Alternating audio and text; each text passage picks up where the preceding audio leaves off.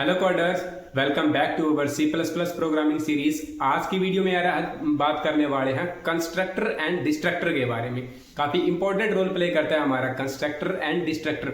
आखिर हम कंस्ट्रक्टर और डिस्ट्रक्टर को यूज क्यों करते हैं? पहले हम बात कर रहे थे कंस्ट्रक्टर के बारे में।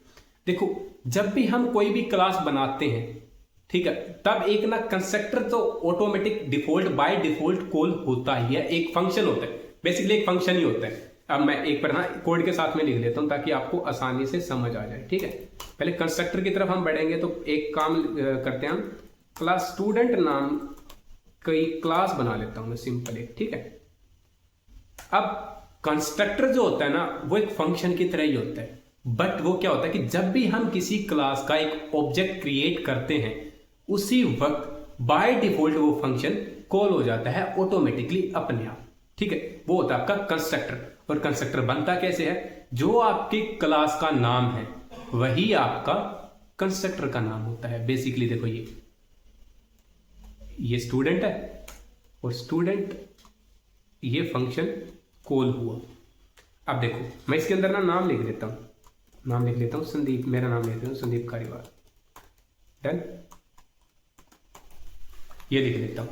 अब ये जो फंक्शन है ना, ये इसको डिफॉल्ट कंस्ट्रक्टर भी बोल देते हैं। अगर मैंने ये ना बनाया होता, अगर मैं फिर भी एक स्टूडेंट मेरी क्लास है और st नाम का मैंने ऑब्जेक्ट बनाया। जैसे ही एक ऑब्जेक्ट बनाया ना, क्योंकि मेमोरी एलोकेशन कब होती है? जब एक ऑब्जेक्ट बनता है, तब एक डिफॉल्ट कंस्ट्रक्टर अभी कॉल हुआ है कंस्ट्रक्टर, बट वो हमें दिखाई नहीं दे रहा। हमने इसको ओवरराइड कर दिया। बेसिकली ये डिफॉल्ट कंस्ट्रक्टर है, इसको हमने ओवरराइड कर दिया, इसके अंदर हमने कुछ इंप्लीमेंटेशन कर दी। अगर मैं इसको रन करके देखूं, ऑब्जेक्ट बना रखा है, एक मिनट, सॉरी, स्टूडेंट, ये क्या बोल रहा है लाइन नंबर 14 पे, ये प्राइवेट, सॉरी पब्लिकली करना पड़ेगा, इसको हमें पब्लिक करना पड़ेगा, public. Let me check it out. Student, कुछ गलती ना हो, क्लास का नाम सेम है ना, स्टूडेंट, सही है। हाँ देखो, अब मेरा देखो कंस्ट्रक्टर जो है वो कॉल हो चुका है। संदीप कंस्ट्रक्टर के अंदर मैंने क्या किया, संदीप खारीवाल लिखा बाय डिफॉल्ट। अब मैंने देखो बाहर ऑब्जेक्ट बनाया, क्या मैंने ऑब्जेक्ट के बाहर किसी फंक्शन को कॉल किया है? नहीं किया ना। मैंने क्या किया, सिर्फ एक ऑब्जेक्ट को बनाया क्रिएट किया है। ये जो कंस्ट्रक्टर जो है वो ऑटोमेटिक बाय डिफॉल्ट क्रिएट हो चुका है। इसका हम यूज क्यों करते हैं, अब ये समझते क्या जरूरत है। मान के चलो मेरे पास इंट एज करके एक वेरिएबल था।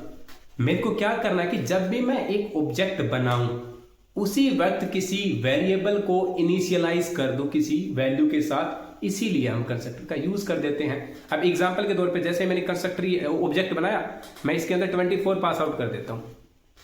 24 पास आउट के एक इंटीजर नंबर गया, मैं यहां पे क्या कर, अब तक जो ये था डिफॉल्ट कंस्ट्रक्टर।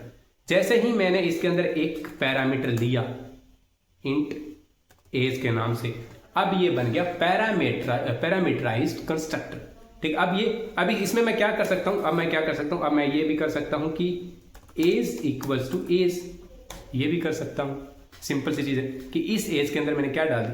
अगर कंफ्यूजिंग हो रही है तो एज ही ले लेते हैं इसको। ठीक है, इसको ए जी ले लेते हैं। एक फंक्शन बना लेते हैं अपन, get return, int type return करेंगे तो गेट एज के नाम से एक फंक्शन बना लेता हूं ताकि आपको अच्छे से समझ आ जाए। रिटर्न एज को मैंने क्या कर दिया, रिटर्न कर दिया, एज को रिटर्न कर दिया, और यहां से मैं सी आउट करके प्रिंट कर देता हूं। st मेरे ऑब्जेक्ट का नाम और ये मेरा फंक्शन कॉल हो गया। अगर मैं जैसे ही फंक्शन को कॉल करूंगा तो मेरे आउटपुट में क्या आनी चाहिए, एज के ऑटोमेटिक। जब मैंने एक ऑब्जेक्ट बनाया, मैंने क्या किया, उसी वक्त पैरामीटर में एक नंबर भेज दिया 24।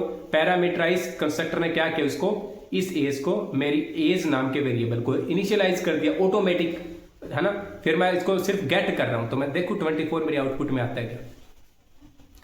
लेट मी चेक, यस 24 मेरा आउटपुट में आता है। अब कंस्ट्रक्टर आपको समझ में आ गया कि जब भी मैं कोई ऑब्जेक्ट बनाता हूं वो तो बाय डिफॉल्ट कॉल हो जाता है। ठीक है, ये सिंपल सा आपका कंस्ट्रक्टर रहा। अब फिर डिस्ट्रक्टर क्या होता है? डिस्ट्रक्टर, सॉरी पहले से पहले कि आपको अच्छे से ये चीज तो समझ में आ गई हो कि कंस्ट्रक्टर को हम यूज किस लिए करते हैं, वैल्यू को इनिशियलाइज करने के लिए, सिंपल। ठीक, डिस्ट्रक्टर का यूज किस लिए करते हैं? देखो, डिस्ट्रक्टर का मोस्टली हम यूज करते हैं मेमोरी को फ्री करने के लिए, मेमोरी को फ्री करने के लिए हम डिस्ट्रक्टर का यूज करते हैं। डिस्ट्रक्टर का हम बनाते कैसे? डिस्ट्रक्टर जैसे हमने कंस्ट्रक्टर बनाया ना, एज इट इज हमारा डिस्ट्रक्टर रहता है, ठीक है।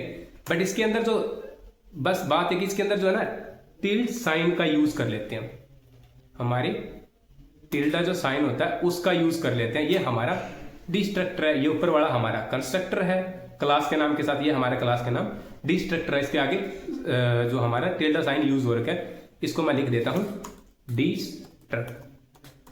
डिस्ट्रक्टर, ठीक है। अब मैं कोड को रन करूं, if I run the code, destructor देखो मेरा कॉल हो चुका है। जब भी जैसे ही मेरी मेमोरी स्पेस क्लियर हुआ ना, जैसे मेरा कोड रन हो गया, कंपाइल हो गया, उसके बाद में जैसे मेमोरी स्पेस क्लियर हुआ उसी के साथ मेरा डिस्ट्रक्टर कॉल हो जाता है। मेरा ऑल ओवर कोड जब कंप्लीट हो जाता है उसके बाद मेरा डिस्ट्रक्टर कॉल होता है। तो डिस्ट्रक्टर किस लिए यूज करते हैं? ये मेमोरी लीकेज को भी बचाता है, हमें मेमोरी लीकेज जो होती है उससे हमें सेफ रखता है, हमारे कोड को मेंटेन करके रखता है। तो मेनली यूज कब करते हैं हम? मेमोरी को फ्री करने के लिए हम मोस्टली यूज करते हैं। आगे हम जैसे ही बढ़ेंगे, जैसे डेटा स्ट्रक्चर की तरफ बढ़ेंगे, भी आगे से डेटा स्ट्रक्चर ही शुरू होने वाले हैं, तो अगले वीडियो से डेटा स्ट्रक्चर ही है सारे के सारे। तो डेटा स्ट्रक्चर के आगे जैसे जैसे बढ़ेंगे हम वैसे वैसे हम डी स्ट्रक्चर का भी यूज करके देखेंगे, आगे मेमोरीज को फ्री भी करवा के देखेंगे, सारा काम करेंगे। आगे की वीडियोस जो है बड़ी इंपॉर्टेंट रहने वाली है। सारे डेटा स्ट्रक्चर के टॉपिक्स हम मोस्टली कवर करेंगे, जहां तक हमें लगा कि इंटरव्यू में ये सब चीजें पूछी जाती है वहां तक हम कवर करेंगे। तो होप आपको कंस्ट्रक्टर एंड डिस्ट्रक्टर के टॉपिक्स को कवर हो गया होगा, आपको माइंड में आ गई होगी चीजें, कैसे काम करता है कंस्ट्रक्टर और कैसे डिस्ट्रक्टर काम करता है। तो ये टॉपिक्स तो आपके आज कवर हो गए होंगे होप। तो अभी हम नेक्स्ट वीडियो में डेटा स्ट्रक्चर के किसी अच्छे से टॉपिक के साथ मिलते हैं। तब तक के लिए thank you so much for watching and see you in the next video.